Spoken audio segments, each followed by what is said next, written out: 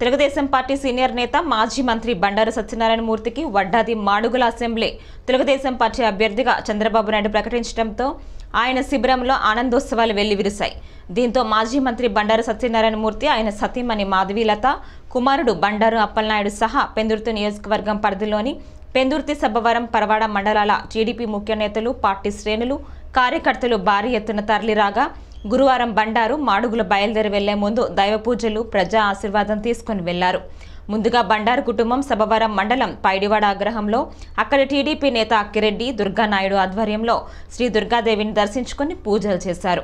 అనంతరం సింహాచలంలోని శ్రీ నృసింహ దర్శనం చేసుకుని అక్కడ నుంచి నేరుగా సబ్బవరం వచ్చి తన రాజకీయ సుదీర్ఘ చరిత్రలో సెంటిమెంట్గా మారిన బృందం దుర్గాలమ్మ తల్లిని దర్శించుకొని ప్రత్యేక పూజలు నిర్వహించి వేద పండితుల ఆశీర్వాదం తీసుకున్నారు.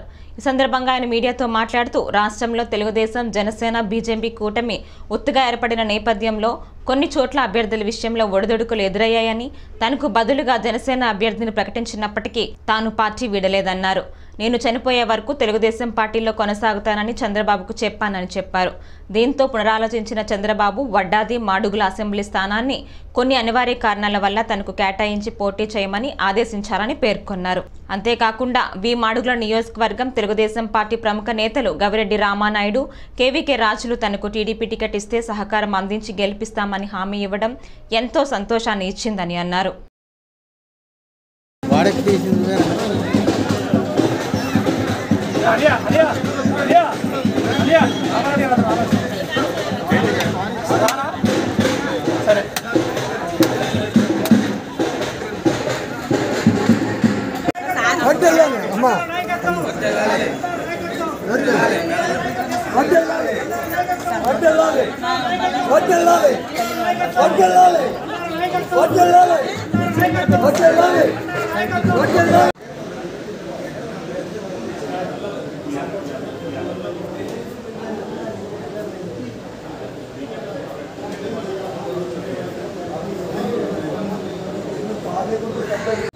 నేను బాల్యంలో చదువుకుంది అలమండ.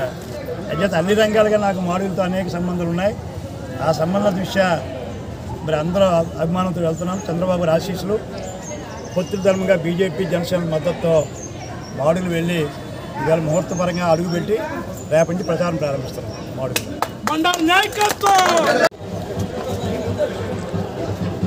ముందుగా నేను పరవాడ నియోజక ప్రజలకు, తర్వాత 15 సంవత్సరాలుగా పెందుర్తి నియోజకవర్గ ప్రజలకు నేను ఎంతో రుణపడి ఉన్నాను.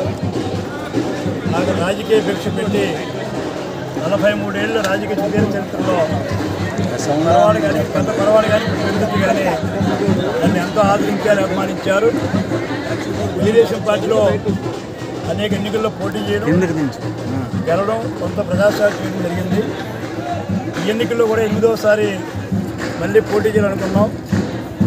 కానీ కొన్ని పొత్తుల ధర్మంగా మరి మన పెందుర్తి నియోజకవర్గం జనసేనకి ఇవ్వడం వలన, మిత్రపక్షం ఇవ్వడం వలన నేను రాజకీయాల్లో ఉన్నా కొంత విశ్రాంతి తీసుకోవాలనుకున్నాను.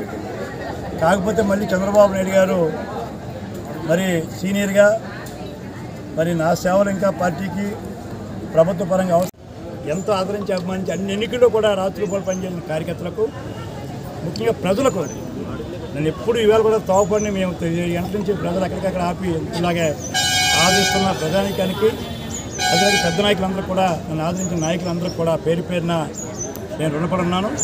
గతంలో వారిని ఎప్పుడు కూడా మర్చిపోను. నేను ఏ స్థానంలో ఎక్కడున్నా సరే పెందుర్తి నియోజకవర్గ కార్యకర్తలకి, ప్రజలకి, ముఖ్యంగా నాయకులకి, ముఖ్యంగా నా ప్రాణ సమానమైన కార్యకర్తలకి అందుబాటులో ఉంటాను. వాళ్ళ కష్టకాలు నేను భాగస్వాములు అవుతాను.